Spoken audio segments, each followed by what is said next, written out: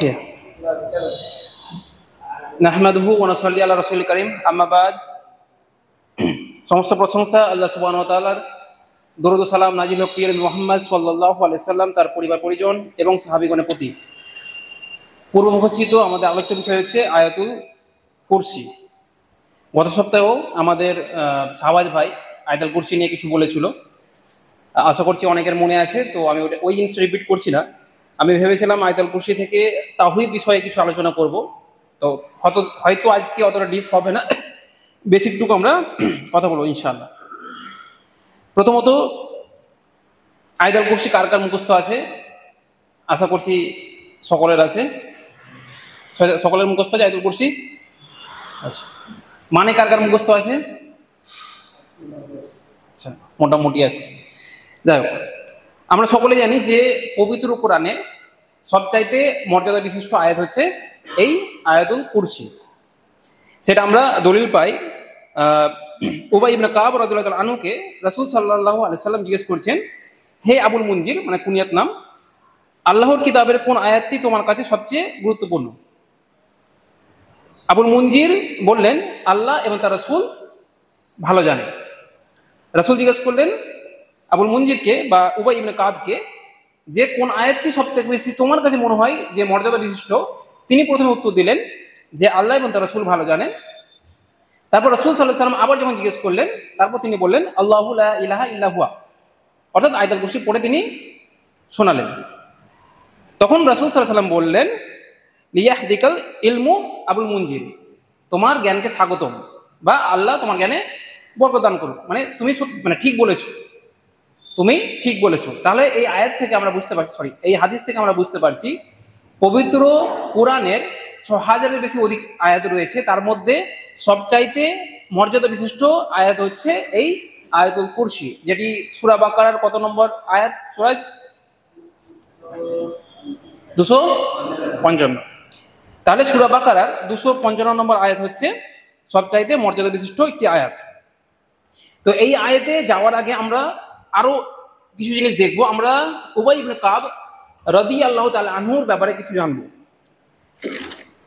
আমরা তার কিছু অসাধারণ গুণাবলী রয়েছে যেগুলো আমরা হাদিস থেকে পাই। তেমন হচ্ছে আনাস ইবনে মালিক রাদিয়াল্লাহু তাআলা আনহু বলেন, তিনি বলেন নবী সাল্লাল্লাহু আলাইহি সাল্লাম উবাই ইবনে কাব রাদিয়াল্লাহু তাআলা আনহুকে বলছিলেন, তোমাকে, অর্থাৎ রাসূল বলছেন উবাই ইবনে কাব রাদিয়াল্লাহু তাআলা আনহুকে, তোমাকে সূরা বাইয়িনা পড়ে শোনানোর জন্য আল্লাহ আমাকে আদেশ করেছে। কে বলছেন? আল্লাহ রাসূল বলছেন উবাই ইবনে কাব রাদিয়াল্লাহু তাআলা আনহুকে যে আল্লাহ আমাকে আদেশ করেছে যেন আমি তোমাকে সূরা বাইয়িনা পড়ে শোনাই। উবাই ইবনে কাব রাদিয়াল্লাহু তাআলা আনহু বলছেন, আল্লাহ কি আমার নাম উল্লেখ করেছেন? রাসূল সাল্লাল্লাহু আলাইহি ওয়াসাল্লাম বলছেন, হ্যাঁ। এই কথা শোনার পর উবাই ইবনে কাব রাদিয়াল্লাহু তাআলা আনহু কেঁদে ফেললেন। তিনি তো কাঁদবেন। আমি যখন এই হাদিসটা পড়ছিলাম আমারও মনে হচ্ছে যে লোম খাড়া হয়ে গেল। একজন সাহাবী আল্লাহ সুবহানাহু ওয়া তাআলা তার রাসূলকে আদেশ করছেন যেন সে তিনি এই সাহাবীকে সূরা বাইয়িনা পাঠ করে শোনান নাম ধরে। তো এখান থেকে আমরা একটা জিনিস বুঝতে পারছি যে কোরআনের প্রতি এই সাহাবীর কতটা জ্ঞান ছিল, বা এই কোরআনের প্রতি তার কতটা দখল ছিল, যে আল্লাহ সুবহানাহু ওয়া তাআলা তার রাসূলকে আদেশ করছেন যেন তাকে কোরআন পাঠ করে শোনায়। এবার আমাদের মাথায় আসতে পারে যে আলোচনা হওয়ার কথা ছিল আয়াতুল কুরসি, আমরা কেন উবাই ইবনে কাব রাদিয়াল্লাহু তাআলা আনহু নিয়ে হাদিস বলছি? স্বাভাবিক আমাদের মাথায় আসতে পারে। তার আগে আরেকটি হাদিস দেখবো। কাতাদা রাহিমাহুল্লাহ বলছেন, আনাস ইবনে মালিক রাদিয়াল্লাহু তাআলা আনহুকে জিজ্ঞেস করা হলো, নবী সাল্লাল্লাহু আলাইহি সাল্লামের সময় কার কার কাছে কোরআন সংরক্ষণ, বা রাসূলের টাইমে কে কে কোরআন সংগ্রহ করে রেখেছিল? তো তিনি 4 জনের নাম নিলেন। সবাই ছিল আনসার, এবং তার মধ্যে একজন ছিলেন উবাই ইবনে কাব রাদিয়াল্লাহু তাআলা আনহু। তাহলে দুটো আমি মর্যাদা, মানে উবাই ইবনে কাবকে নিয়ে 3টা হাদিস বললাম। একটা, রাসূল সাল্লাল্লাহু আলাইহি সাল্লাম তাকে জিজ্ঞেস করেছিলেন যে পবিত্র কোরআনের কোন আয়াতটি সবচাইতে মর্যাদা বিশিষ্ট একটি আয়াত। তিনি বলেন আল্লাহু আয়াতুল কুরসি। দ্বিতীয় একটা হাদিসে আমরা দেখতে পেলাম যে আল্লাহ সুবহানাহু ওয়া তাআলা তার রাসূলকে আদেশ করছে যেন এই সাহাবীকে কোরআন পাঠ করে শোনায়, বা সূরা বাইয়িনা পাঠ করে শোনায়। এটাও সহিহ বুখারীতে রয়েছে। আরেকটি হাদিসে আমরা পেলাম যে কোন এক সাহাবীকে জিজ্ঞেস করা হলো যে রাসূলের টাইমে কার কার কাছে কোরআন সংগ্রহ ছিল। তখন তিনি 4 জনের নাম বলেন, তার মধ্যে একজন ছিলেন উবাই ইবনে কাব রাদিয়াল্লাহু তাআলা আনহু। এবার আমরা মুদ্দাতে ফিরে আসছি, অর্থাৎ আয়াতুল কুরসিতে ফিরে আসছি। আমি কেন এতটা গল্প শোনালাম? রাসূল সাল্লাল্লাহু আলাইহি সাল্লাম যখন উবাই ইবনে কাব রাদিয়াল্লাহু তাআলা আনহুকে জিজ্ঞেস করলেন যে কোন আয়াতটি মর্যাদা বিশিষ্ট, তখন এটা নয় যে রাসূল সাল্লাল্লাহু আলাইহি সাল্লাম মানে কুইজ কম্পিটিশন করাচ্ছিলেন, যে তাকে মুখস্থ করিয়েছেন যে এটা মনে রাখবা, এটা সবথেকে গুরুত্বপূর্ণ। তিনি কিন্তু এটা করেননি, তার আগে কিন্তু তিনি বলেননি। পবিত্র কোরআনে 6000-এর অধিক আয়াত রয়েছে। যখন উবাই ইবনে কাব রাদিয়াল্লাহু তাআলা আনহুকে জিজ্ঞেস করা হলো যে কোন আয়াতটি মর্যাদা বিশিষ্ট, তখন কিন্তু তিনি 10টা-20টা আয়াত থেকে মানে তুক্কা মেরে দেননি, মানে আইডিয়াতে বলে দেননি যে আমার মনে হচ্ছে এটা। তিনি 6000-এর বেশি অধিক আয়াত রয়েছে, তার মধ্যে থেকে একটা আয়াতকে সিলেক্ট করলেন। কখন? 1 মাস সময় নিলেন, 2 মাস সময় নিলেন, যে ঘেঁটে ঘেঁটে দেখলেন না, সঙ্গে সঙ্গে তিনি উত্তর দিলেন। তাহলে এখান থেকে আমরা বুঝতে পারছি এই সাহাবীর কোরআনের প্রতি কতটা গভীর জ্ঞান ছিল, কোরআনের প্রতি কতটা ভালোবাসা ছিল, যে এতগুলো সাহাবীর মধ্যে 4 জনের কাছে কোরআন সংগ্রহ ছিল, তার মধ্যে তিনি ছিলেন একজন, এবং তিনি ছিলেন কারীদের সর্দার। তো যখন তিনাকে জিজ্ঞেস করা হলো পবিত্র কোরআনের কোন আয়াতটা সবচেয়ে গুরুত্বপূর্ণ, তিনি কেন আয়াতুল কুরসি বললেন? আরো তো আয়াত ছিল, তিনি কেন এটা ভাবলেন যে আমার মনে হচ্ছে এই আয়াতটাই সবচাইতে মর্যাদা বিশিষ্ট হবে? কি এমন ছিল যে বাকি হাজার হাজার আয়াতের মধ্যে নাই, যেটা এই আয়াতের মধ্যে আছে? এই জিনিসটা আমাদের প্রথম ভাবতে হবে। আমরা যখনই ফজিলত শুনি, আমরা ফজিলতের পিছনে দৌড়ি, কিন্তু কেন ফজিলতটা আছে সেটা আমরা মোটেও গুরুত্ব দিই না। কেন ফজিলতটা আছে সেটা আমরা মোটেও কিন্তু গুরুত্ব দিই না। আল্লাহ কেন গুরুত্ব দিলেন? এরকম তো না যে এই আয়াতটা আল্লাহ তরফ থেকে এসে বাকিগুলো অন্য কারো কাছ থেকে এসছে, সেটাও না। সমস্ত আয়াত কার তরফ থেকে এসছে? আল্লাহ সুবহানাহু ওয়া তাআলার তরফ থেকে। সমস্ত আয়াতেরই গুরুত্ব রয়েছে, কিন্তু এই আয়াতটা বিশেষভাবে গুরুত্বপূর্ণ। কেন? কি আছে এই আয়াতে? কেন আল্লাহ সুবহানাহু ওয়া তাআলা আমাদেরকে বারবার তাগিদ করছেন যেন আমরা পাঠ করি? তার আগে আমরা আমাদের যদি পরিস্থিতি দেখি, আমি সবাইকে একটা কোশ্চেন করছি। আমরা জানি জুম্মার সলাতে বা জুম্মার যেদিন নামাজ শেষ হয়, তখন প্রায় মসজিদে কিন্তু মিসকিন উঠে, ভিখারি উঠে যা বলার বলে যে আমার এটা দরকার, এটা দরকার, ঠিক আছে। আচ্ছা, আমরা তার সে যখন বসে গেল, বলার পর বসে গেল যে আমি কানা, আমি বইরা, আমাকে দিয়েন, তারপর আমরা কি করি? বা মেজরিটির লোক আমরা কি দেখতে পাই, কি করি? তার বসা মাত্রই আমরা সুন্নাত করতে উঠে যাই। তাহলে আমরা তাসবিহগুলো কখন পড়লাম? আমরা আয়াতুল কুরসি কখন পড়লাম? আমরা পড়ি, কিন্তু আজ পর্যন্ত আমরা এটা ভাবি না আমরা কি পড়ছি। না হলে আমি যদি বলি ভাই আজকে মিসকিন কি চাইছিল, ও ভাই ওর মেয়ের বিয়ে দিবে বা ওর কে অসুস্থ আছে সে চাইছিল, আমরা ওটাও শুনছি। আমরা আয়াতুল কুরসিও পাঠ করছি, আমরা তাসবিহও পাঠ করছি, আমরা আল্লাহর গুণগানও করছি, কিন্তু তার কথাও শুনছি। এটা কি করে হয়? আমাদের ব্রেন কি মাল্টি ট্যালেন্টেড হয়ে গেছে নাকি, যে আমরা আল্লাহর যে বিধান বা আল্লাহর যে জিকির বা আয়াতুল কুরসি আমরা পাঠ করছি সেটাও বুঝছি, এবং সেই ভিখারির আর্তনাদও শুনছি? এটা কেমন করে হতে পারে? কিন্তু আমাদের বাস্তব পরিস্থিতি এটা। আমরা জানি যে হ্যাঁ, 5 ওয়াক্ত সালাত পর যদি এটা পড়ি তাহলে আমরা জান্নাত যাব, কিন্তু কেন আল্লাহ ফজিলত দিল সেটার ব্যাপারে আমাদের মোটেও কিন্তু গুরুত্ব নেই। এটা হচ্ছে আমাদের পরিস্থিতি। শুধু আমাদের না, আমাদের সামাজিক পরিস্থিতি এটা, যে যারা তো মানে না, যারা মানে তারা ফজিলত জানে, কিন্তু সেই ফজিলতটা কেন দিয়েছে সেটার প্রতি কোনো গুরুত্ব দেয় না। আমরা না কোনো চেষ্টা করেছি যে আল্লাহ যে বললেন বা রাসূল যে বললেন যে এটাই সব থেকে মর্যাদা বিশিষ্ট আয়াত, কেন মর্যাদা? এই জায়গাটা আমাদের প্রথম বুঝতে হবে। শুধু এটার জন্য না, যতগুলো জায়গায় যখন আমরা কোনো কিছু স্পেশাল পাবো, আমাদের টার্গেট করতে হবে যে ঠিক আছে আমি তো ফজিলত নিবই, কিন্তু কেন আল্লাহ এই ফজিলত আমাদের দিচ্ছেন, কেন আল্লাহ চাইছেন আমরা বারবার এটা পড়ি, কেন আল্লাহ চাইছেন বারবার আমরা প্রতিদিনের জীবনীতে আমাদের এটা সামিল হোক, সেই জিনিসটা আমাদের প্রথমে বুঝতে হবে। সেই জন্য আমি উবাই ইবনে কাব রাদিয়াল্লাহু তাআলা আনহু কথা বললাম, যে তিনি তাদের কোরআনের প্রতি কতটা গভীর জ্ঞান, কতটা তাদের কোরআনের প্রতি ভালোবাসা এই ছিল। তারপর তাদেরকে যখন জিজ্ঞেস করা হয়েছে তখন তারা এই আয়াতটা বেছে নিলেন, একটাই কারণ যে তাওহীদের ব্যাপারে এই আয়াত ছাড়া অন্য কোনো আয়াতে এত সুন্দরভাবে ব্যাখ্যা নেই।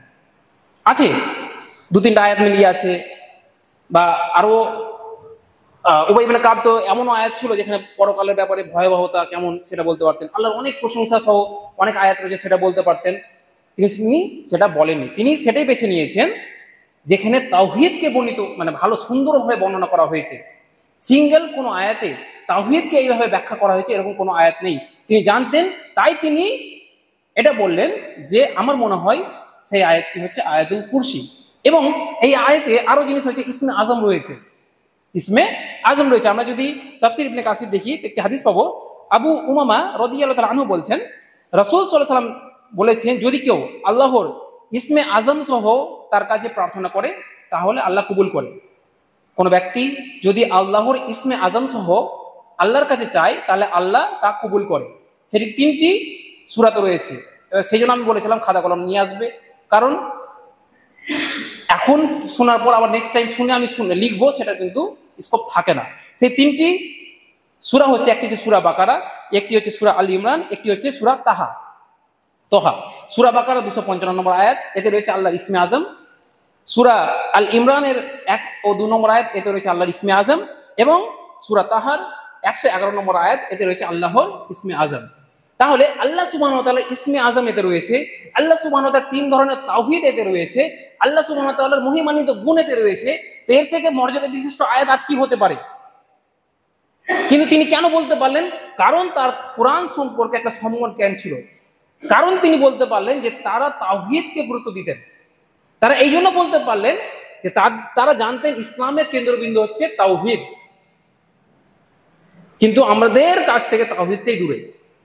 আচ্ছা, সাহাবা যখন গত সপ্তাহে বললো যে এই আয়াতটা পাঠ করলে শয়তান পালায়, বলেছে সাহাবা, মনে আছে যে রাতে কেউ যদি পাঠ করে তাহলে শয়তান ভোর পর্যন্ত তার কাছে আসবে না। আচ্ছা, সবই তো আমরা মুখস্থ জানি ইনশাআল্লাহ, আলহামদুলিল্লাহ। শয়তান শব্দটা কোথাও পেয়েছো? এতে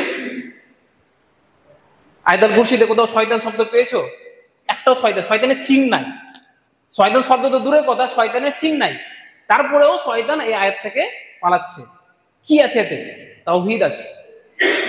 শয়তান যেমন এই আয়াত তাওহীদ থেকে পালাচ্ছে, আমরাও তাওহীদ থেকে পালাচ্ছি। আমাদের সমাজের এই অবস্থা যে আমরাও, শয়তান যেমন তাওহীদ থেকে দূরে সরছে, আমরাও তাওহীদ থেকে দূরে সরছি। শয়তান পালাচ্ছে, কিন্তু শয়তানের কোনো কথাই নেই এতে। কি আছে? আল্লাহর ইসমে আজম আছে। কি আছে? আল্লাহর মহিমান্বিত গুণ আছে। কি আছে? তাওহীদের 3টি প্রকরণ এতে রয়েছে।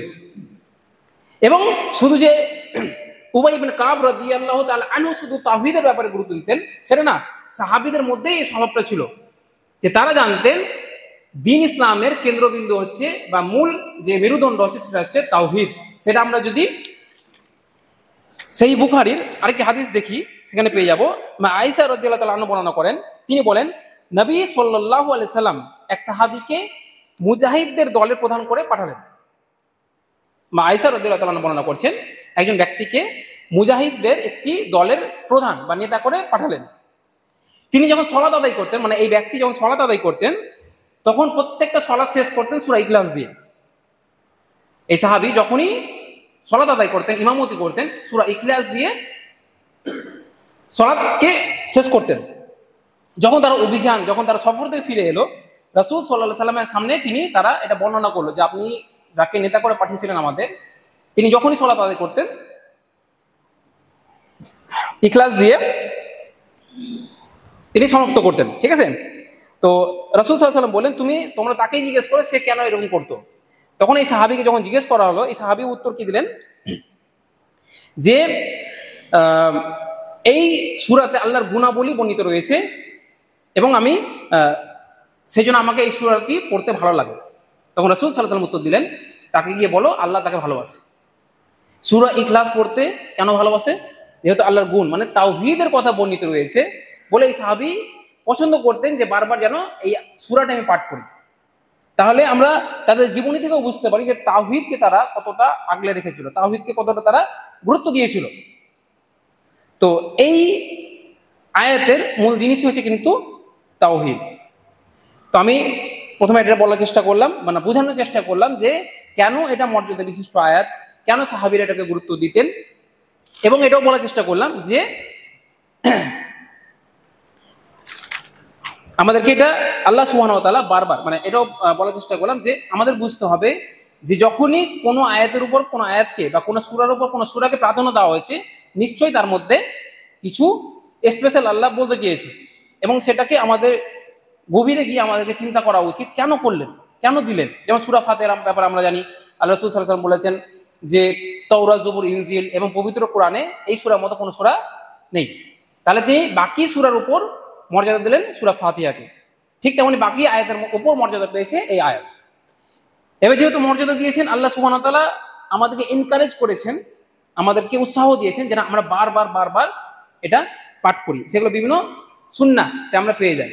যেমন আবু উমামা রাদিয়াল্লাহু তাআলা আনহু বর্ণনা করেছেন, রাসূল সাল্লাল্লাহু আলাইহি ওয়াসাল্লাম বলেছেন, যে ব্যক্তি প্রত্যেক ফরজ নামাজের পর আয়াতুল কুরসি পাঠ করবে, মৃত্যু ছাড়া জান্নাতের পথে তার আর কোনো বাধা থাকবে না। অর্থাৎ মৃত্যুই হচ্ছে তার একমাত্র বাধা, যেহেতু জান্নাত পেতে হলে মরতে হবে, তো মরণটা হচ্ছে একমাত্র বাধা জান্নাতের জন্য। তাহলে আমরা এখানে দেখতে পাচ্ছি যে আয়াতুল কুরসিকে আল্লাহ চাইছেন আমরা প্রত্যেক 5 ওয়াক্ত সালাতে যেন বারবার পাঠ করি। এছাড়াও সাহাবাজ গত সপ্তাহে একটি হাদিস বলেছিল, অত বড় হাদিস আর বলছি না, যে রাতে কেউ যদি এটা এই আয়াত পড়ে মানে আয়াতুল কুরসি পড়ে ঘুমায়, তাহলে সকাল পর্যন্ত আল্লাহ তরফ থেকে একজন রক্ষক থাকবে এবং শয়তান তার কাছে আসবে না। এছাড়া একটি হাদিস আমি খুঁজে পেলাম না, তহিদুলকে বললাম, তহিদুল পেল না, সকাল ও সন্ধ্যাতেও কিন্তু পড়ার ফজিলত রয়েছে, হাদিসটা আমি এখনো পাইনি। তো আমি দুটো বললাম, একটা 5 ওয়াক্ত সালাতের পর, আরেকটি হচ্ছে রাতে ঘুমানোর সময়। তা আল্লাহ সুবহানাহু ওয়া তাআলা আমাদেরকে বারবার কি করেছেন, তাগিদ করেছেন যেন আমরা বারবার আমাদের জীবনের রুটিনে এটা পরিণত হয়, যেন আমরা বারবার পড়তে অভ্যস্ত হয় এবং এটাকে সংরক্ষণ করি। শুধু লিপ সার্ভিস না, শুধু মুখে না, আজকের পর থেকে আমি আপনাদের কাছে অন্তত আশা রাখবো যে এই সূরা মানে এই আয়াতটাকে ভালো করে মুখস্থ করে, ভালো করে শব্দে শব্দে মানে জেনে যখনই পাঠ করব সলা শেষে, আমরা অবশ্যই মনোযোগ দিব, অবশ্যই আমরা মনোযোগ দিব যে আমরা কি বলছি। তাহলেই ইনশাআল্লাহ আমরা সার্থক হবো যে আল্লাহ সুবহানাহু ওয়া তাআলা যে জন্য আমাদেরকে এটা বারবার পড়াতে চাইছেন, বারবার আমাদের ব্রেনে দিতে চাইছেন, তাহলেই কিন্তু সফল হবে। না হলে কিন্তু ঠোঁট নড়ানো হবে, এদিকে শোনা হবে, যাওয়া হবে। হয়তো আমি তাওহীদের ব্যাপারে প্রত্যেক মানে সলাতে পড়ছি, মানে এই আয়াতুল কুরসি পড়ছি, এবং এরই বিরুদ্ধ আচরণ হয়তো বাইরে গিয়েই করছি, শিরক করছি, কুফরি করছি। অনেক বিদআতি আছে যারা এর এগেনস্টে গিয়ে কাজ করে, অথচ হয়তো তারা আমাদের থেকে বেশি জিকির করে।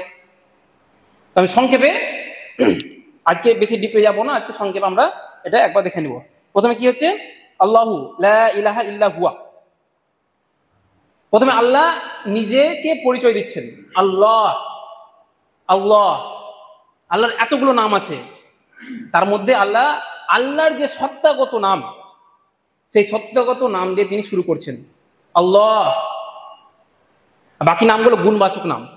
তো আল্লাহ প্রথমে আল্লাহ বলছে, আমি যদি বলি সাহিব, সে একজন ভালো ছেলে, সে তার বাড়ি লালপুর, তো আমি কার ব্যাপারে বলছি, সাহিদের ব্যাপারে। তা আল্লাহ যখন এই শব্দটি বলছে, এই সেন্টেন্সটা বলছেন, আমরা যদি ইবনে কাসির দেখি, ইবনে কাসির এই আয়াতুল কুরসিকে 10টি ভাগে বা 10টা সেন্টেন্সে 10টা বাক্যে কিন্তু ভাগ করেছে, 10টা বাক্যে ভাগ করে। তার মধ্যে প্রথম আল্লাহ, আল্লাহু লা ইলাহা ইল্লা হুয়া, আল্লাহ তিনি ছাড়া প্রকৃত কোনো উপাস্য নেই। এটা তাওহীদের ইসমাইল তাওহীদের কোনটা প্রকরণ এটা? সাইদ, আল্লাহু লা ইলাহা ইল্লা হুয়া, আল্লাহ তিনি ছাড়া প্রকৃত কোনো ইলাহ নেই। ইসমাইল বললো এটা রুবুবিয়াত, রুবুবিয়াত উলুহিয়াত, ইলাহ ইবাদত, উলুহিয়াত। রুবুবিয়াত হচ্ছে রব, তিনি সৃষ্টিকর্তা, তিনি রিজিকদাতা, তিনি সবকিছু অস্তিত্ব বজায় রেখেছেন, ওটা হচ্ছে রুবুবিয়াত, রাজত্ব। উলুহিয়াত, ইলাহ যখন আসবে, ইলাহ তখন হচ্ছে উলুহিয়াত, ইবাদতের ব্যাপার আসছে। ঠিক আছে, এটা আমরা প্রথমেই তাওহীদের একটা প্রকরণ পেয়ে গেলাম, যেটা উলুহিয়াত।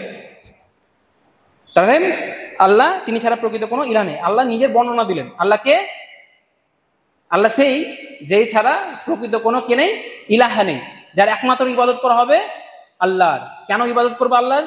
তারপরে আল্লাহ বলছেন আল হাই, আল হাই, কারণ তিনি হচ্ছেন চিরঞ্জীবী, কারণ তিনি হচ্ছেন চিরঞ্জীবী, তিনি মরবেন না, তার কোনো শেষ নেই।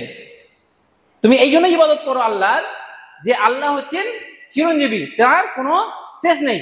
আমরা এমন জন্য ইবাদত করছি যে অস্তিত্ব এসছে কারো মাধ্যমে, যে কালকে টিকবে কিনা তার কোনো ঠিক নেই, আমরা তার ইবাদত কেন করব? অনেকে করে যে দুনিয়াতে অস্তিত্ব এসে কারো মাধ্যমে, আবার কালকে সে অস্তিত্ব থাকবে কি না তার কোনো নিশ্চয়তা নেই, বা তার হয়তো অস্তিত্ব দুনিয়া থেকে মুছে গেছে, তার ইবাদত করছে। তারা কি ইবাদত পাওয়ার যোগ্য? মোটেও না।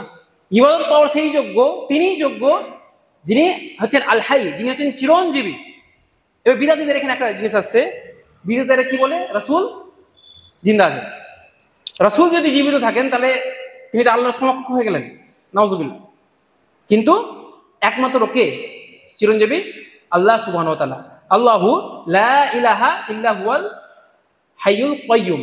তাহলে হাইকে, আল হাইকে আল্লাহ সুবহানাহু ওয়া তাআলা। তাহলে আমরা আল্লাহর কেন ইবাদত করব? কারণ আল্লাহ হচ্ছেন চিরঞ্জীবী। এবার যে জীবিত তার তো অন্যজনের হেল্প লাগে, যে যারই জীবন রয়েছে তার তো সাহায্য লাগে কারো না কারো বেঁচে থাকতে গেলে। আল্লাহ কি তেমন চিরঞ্জীবী যে যাকে কারো সাহায্য লাগতে পারে না? তারপরে উত্তর দিচ্ছেন আল হাইয়ুল আল কাইয়্যুম। তিনি এমন চিরঞ্জীবী যে নিজের অস্তিত্ব তো রেখেছে, বরং সমস্ত কিছুর সমস্ত সত্তা অস্তিত্ব তিনি বজায় রেখেছেন। তিনি এমন চিরঞ্জীবী না যে পর নির্ভরশীল, তিনি কারো মুখাপেক্ষী নয়, তিনি চিরঞ্জীবী। এবং তিনি কি করেছেন, মানে আল হাইয়ুল কাইয়্যুম, যেটা কাইয়্যুম শব্দটা এসে কিয়াম থেকে, যার অর্থ হচ্ছে নিজে বিদ্যমান এবং অন্যকে বিদ্যমান করে রেখেছেন এবং নিয়ন্ত্রণ করছেন। এই যে সূর্য নিজের কক্ষে ঘুরছে, চাঁদ নিজের কক্ষে ঘুরছে, প্রত্যেকটা জিনিস নিজের সিস্টেমে চলছে, কে নিয়ন্ত্রণ করছেন? আল্লাহ সুবহানাহু ওয়া তাআলা। তিনি এমনভাবে বিদ্যমান যে তিনি সমস্ত কিছুকে বিরাজ করে রেখেছেন, সমস্ত কিছু নিয়ন্ত্রণ করছেন। তাহলে তিনি সেই চিরঞ্জীবী। এবার তাহলে আমরা প্রথমে কি পেলাম? আল্লাহ, যিনি ছাড়া প্রকৃত কোনো ইলাহ নেই। কেন তার ইবাদত করব? কারণ তিনি হচ্ছেন চিরঞ্জীবী এবং তিনি কাইয়্যুম, তিনি সমস্ত কিছুর ধারক, সমস্ত কিছু তিনি কে প্রতিষ্ঠিত করে রেখেছেন। এবং তিনি কারো মুখাপেক্ষী না, কিন্তু বাকিরা সকলের মুখাপেক্ষী। এবং এখানে একটি জিনিস বলা দরকার, আমরা অনেক সময় এই নামটা মানুষের রাখে কাইয়্যুম অনেকে বলি, কিন্তু এটা বলা জায়েজ না, কারণ এটা শুধু আল্লাহ সুবহানাহু ওয়া তাআলার জন্য খাস। এবং আমি বক্তব্যের শুরুতে বলেছিলাম যে এই সূরাতে, এই আয়াতে ইসমে আজম রয়েছে। ইসমে আজম হচ্ছে এই দুটো, আল হাইয়ুল আল কাইয়্যুম। তো আমরা যখন দোয়া করব, আমরা ইসমে আজম সহ আল্লাহর কাছে চাইবো, তাহলে কিন্তু আল্লাহ আমাদের দোয়া কবুল করবেন। তারপরে যেটা বলছিলাম যে, আচ্ছা, সিকিউরিটি গার্ড যদি আমি বলি, ঠিক আছে, তার আগে এক্সাম্পল দিই। সিকিউরিটি গার্ড যারা ক্যামেরা সামনে, এই ক্যামেরা লাগানো আছে এবং মনিটর আছে, শুধু ওর কাজ হচ্ছে 12 ঘন্টা কম্পিউটারের সামনে বসে থাকা। কাজটা সহজ না কঠিন? কঠিন। কারণ যখন আমরা কাস্টমার নেই, এমনি বসে আছি, তখন আমাদের কি আছে, একটা ঘুম ঘুম লাগে, ঝিমুনি লাগে। ওই কাজটা দেখতে সহজ, কিন্তু এক জায়গায় একটা স্ক্রিন দেখে থাকা অনেক কষ্টকর কাজ এটা। আমরা যখন ট্রেনে জার্নি করি, বাসে জার্নি করি, একটা কি হয়, আমাদের অটোমেটিক কি আসে, ঘুম আসে। কারণ কোনো কাজ নেই, শুধু আমরা বাইরে তাকিয়ে আছি। এটা যথেষ্ট একটা কঠিন কাজ। এবার কারো মনে হতে পারে যে আল্লাহ যে এত বড় সৃষ্টি জগৎ, তার রক্ষণাবেক্ষণ করছেন, মানে দেখাশোনা করছেন, নিশ্চয়ই আল্লাহর ক্লান্তি আসবে এবং আল্লাহকে বিশ্রাম নিতে হতে পারে না। এটা আল্লাহর জন্য না, এটা মাখলুকের জন্য। এবং আল্লাহ এখানে তারপরে বলে দিচ্ছেন যে মাখলুকের কোনো বৈশিষ্ট্যের সঙ্গে আল্লাহর তুলনা হবে না, তিনি সমস্ত দুর্বলতার ঊর্ধ্বে। সেই জন্য বলেছি আল্লাহর মহিমান্বিত গুণ বর্ণিত রয়েছে। আল্লাহু লা ইলাহা ইল্লা হুয়াল হাইয়ুল কাইয়্যুম লা তাখুযুহু সিনাতু ওয়ালা নাওম। তাকে তন্দ্রাও স্পর্শ করতে পারে না এবং তার ঘুম আসে না। ঘুম তো আসে না, তাকে ঝিমনিও আসে না। কেউ ভাবতে পারে যে আল্লাহ যে এত বিশাল সাম্রাজ্য, আল্লাহ তো ক্লান্তি আসতে পারে, আল্লাহ তো ঘুম আসতে পারে। আল্লাহ যদি ঘুমিয়ে যায়, আল্লাহ যদি ঝিমিয়ে যায়, তাহলে তো সূর্য চন্দ্রের জায়গায় চলে যাবে, চন্দ্র সূর্যের জায়গায় চলে যাবে, সব গ্রহ নক্ষত্র সব তছনছ হয়ে যাবে, পৃথিবী তছনছ হয়ে যাবে। কিন্তু না, আল্লাহর কিন্তু সেরকম কিছু হয় না। এটা মানুষের বৈশিষ্ট্য বা মানুষের যারা আল্লাহর যে সৃষ্টি তাদের বৈশিষ্ট্য। আল্লাহ সমস্ত সৃষ্টি ঊর্ধ্বে এবং সমস্ত দুর্বলতার আল্লাহ সুবহানাহু ওয়া তাআলা ঊর্ধ্বে। তো আল্লাহ তারপর বলছেন যে লা তাখুযুহু সিনাতু ওয়ালা নাওম, না তন্দ্রা তাকে স্পর্শ করতে পারে, না নিদ্রা তাকে স্পর্শ করতে পারে। তারপর লাহু মা ফিস সামাওয়াতি ওয়া মা ফিল আরদ, কে বলতে পারবে এটা? মানে লাহু, তারই আকাশ ও জমিন এবং এর মধ্যে যা কিছু রয়েছে। আকাশসমূহে ও জমিনে সব যা কিছু রয়েছে সবই তার। এবং এটাকে আরো জোর দিয়ে বলার জন্য লাহু শব্দটা প্রথমে এসে, তারই, একমাত্র তারই, আকাশ ও জমিনে যা কিছু রয়েছে একমাত্র তারই। তাহলে তিনি হচ্ছেন মালিক, তিনি মালিক। আকাশ ও জমিনে যা কিছু রয়েছে সমস্ত কিছু কার? একমাত্র তারই। লাহু শব্দটাকে প্রথমে করে আল্লাহ সুবহানাহু ওয়া তাআলা আরো জোর দিয়ে বলছেন আকাশ ও জমিনে যা কিছু রয়েছে সবই কিছু তারই, তাহলে তিনি মালিক। এবার এরকম মালিক দুনিয়াতে হতে পারে যে তাকে কেউ প্রেশার দিচ্ছে, হতে পারে আমি বাদশা বা কেউ একজন বাদশা, সে একজনকে জেলে ভরে দিল। এখন যাকে জেলে ভরলো তার আব্বার সাথে বাদশার আব্বার ভালো সম্পর্ক আছে। তার আব্বা এসে তার বাদশার আব্বাকে বলছে যে আপনার ছেলে আমার ছেলেকে জেলে ভরে দিয়েছে, একটু দেখুন যেন ব্যাপারটা ছেড়ে দেয়। তারা আমার আব্বা আমাকে প্রেশার দিতেই পারে, বা সেই বাদশার আব্বা তাকে প্রেশার দিতে পারে যে ছেড়ে দে, বেকার আমার খাস লোকের বন্ধু ছেলে আছে, হতে পারে, প্রেশার দিতেই পারে, পারে তো। তাহলে যদি এরকম বাদশা থাকে যার উপর প্রেশার কেউ দিতে পারে, তাহলে কিন্তু সে প্রকৃত বাদশা হচ্ছে না, কিন্তু আল্লাহ সুবহানাহু ওয়া তাআলা এখান থেকেও মুক্ত। তারপর আল্লাহ কি বলছেন, কোথায় ছিলাম, লাহু মা ফিস সামাওয়াতি ওয়া মা ফিল আরদ মান যাল্লাযী ইয়াশফাউ ইনদাহু ইল্লা বিইজনি। কে আছে এমন যে আমার অনুমতি ছাড়া আমার কাছে সুপারিশ করবে? কেউ আছে যে আমার ডিসিশনে আমি যেটা করব তার ওপরে এসে কথা বলতে পারবে বা আমাকে প্রেশার দিতে পারবে? এরকম কেউ নেই। তার আল্লাহ সুবহানাহু ওয়া তাআলা মালিকও এবং সমস্ত ক্ষমতার অধিকারীও। লাহু মা ফিস সামাওয়াতি ওয়া মা ফিল আরদ, আকাশ ও জমিনে যা কিছু রয়েছে সমস্ত কিছু কার? আল্লাহ সুবহানাহু ওয়া তাআলারই, একমাত্র তারই। তারপর কি বলছেন, মান যাল্লাযী ইয়াশফাউ ইনদাহু ইল্লা বিইজনি, কে আছে এমন যে তার অনুমতি ছাড়া তার কাছে এসে সুপারিশ করবে? কেউ নেই। তারপর তাহলে ক্ষমতাও আল্লাহর হলো এবং রাজত্ব আল্লাহর হলো। এবার কি দরকার? জ্ঞান। মাশাআল্লাহ আমার কাছে একটা বড় কোম্পানি আছে, আমি তার মালিকও, আমার ক্ষমতা আছে, কিন্তু সেই কোম্পানির মধ্যে কি হচ্ছে সেই জ্ঞান আমার যদি না থাকে, কোম্পানি টিকবে? টিকবে? টিকবে না। তাহলে ওই কোম্পানি টিকে রাখার জন্য ক্ষমতাও দরকার, মানে মালিকত্বও দরকার, প্লাস আমার এই কোম্পানির মধ্যে কি হচ্ছে কি চলছে সেটাও কিন্তু আমার জানা, নলেজে থাকা দরকার। তারপর আল্লাহ বলছেন, আল্লাহ তাআলা আমরা মালিক পেলাম, আল্লাহকে আমরা সমস্ত ক্ষমতার অধিকারীও পেলাম। এরপর আল্লাহ বলছেন ইয়ালামু মা বাইনা আইদিহিম ওয়া মা খালফাহুম। আমি এখানে শেষ করব, এরপরে যখন আরো তাফসীর করব তখন পুরো আবার ইয়ালামু মা বাইনা আইদিহিম ওয়া মা খালফাহুম।